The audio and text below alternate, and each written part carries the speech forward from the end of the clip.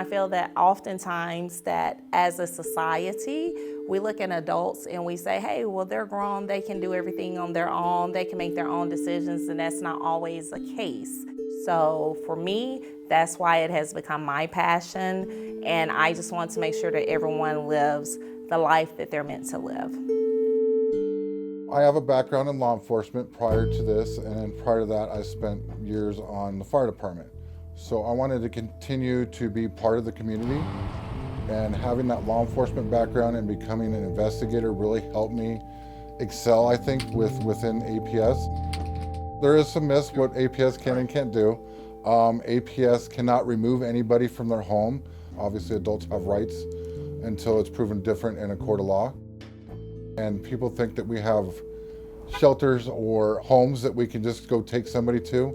That's not the case. Our vulnerable adults have a choice to live the way they want to, unless, want to accept services from us. I've recently had a client that lived in a hoarder condition. It was probably one of the most extreme ones that I've gone to.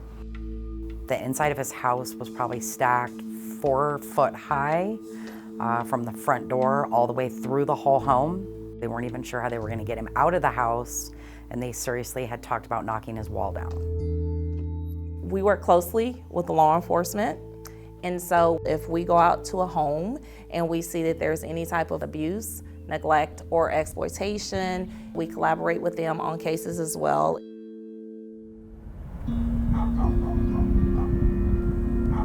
When I was an investigator working out in the field, it wasn't unusual for me to come up to a property where there was aggressive animals.